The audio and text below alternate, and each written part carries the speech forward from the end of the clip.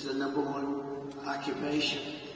I'm here today to lay out my plan to rescue our country from this nightmare and to bring back to its citizens the American dream, bigger, better, and stronger than ever before. 8 years ago, I came before you as a candidate for president and shared my vision to end this stagnation and return to rapid growth. That's what we did. As president, I am very proud to say that we accomplished something that nobody thought that was even possible.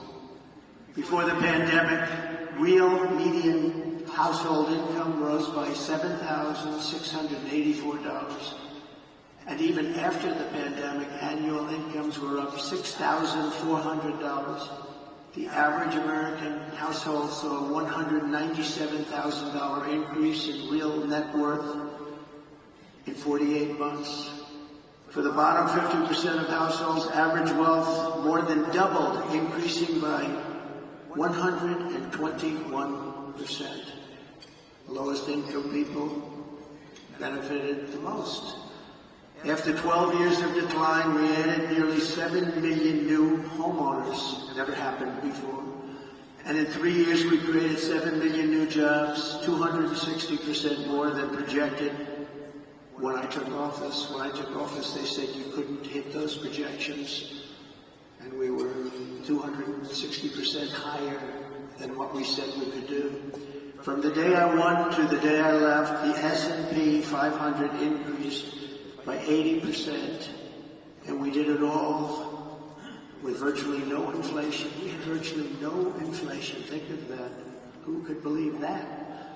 I delivered the largest tax cuts and reform in American history by far, slashing rates for working families and cutting the business tax from the highest in the world. We had the highest in the world, 35%, and actually, when you add local and state numbers that were getting close to 50, but much, much higher, nobody's ever seen. We brought it all the way down to 21%, which everybody said was impossible to do. And I heard it from everyone. They said, you'll never be able to do that. And I got it down to 21%. I cut a record number of job-killing regulations. In 4 years, we cut more regulation than any president in the history of our country by far.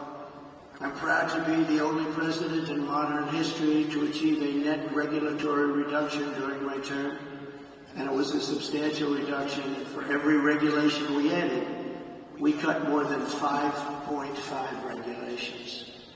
We unleashed American energy, and within 3 years we had increased domestic oil production by 47%, and we were just getting started.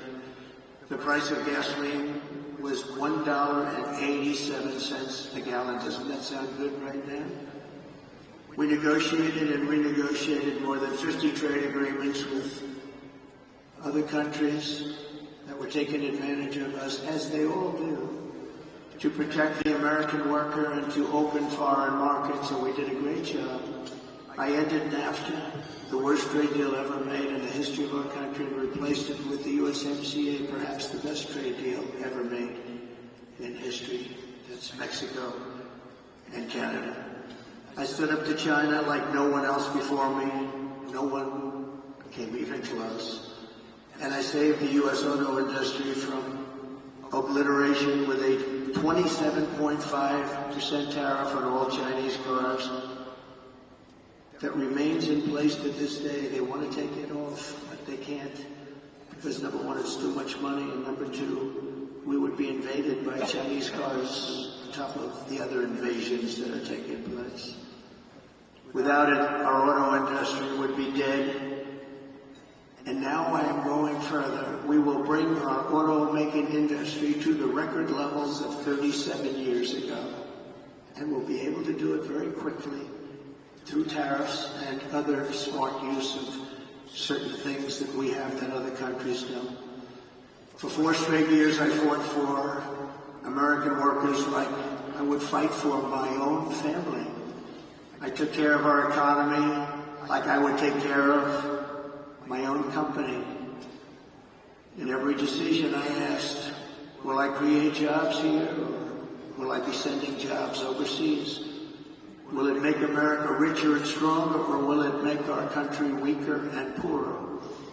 I always put America first, every single time. And when our country was hit by the China virus, we saved the economy. We rescued tens of billions of jobs. And after COVID, I handed Kamala and Joe the fastest and strongest recovery ever recorded, nothing even close.